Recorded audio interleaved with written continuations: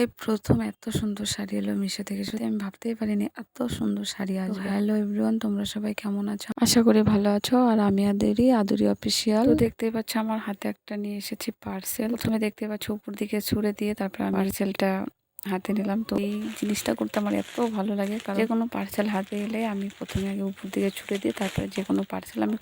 তো দেখতে থাকো কেমন লাগে।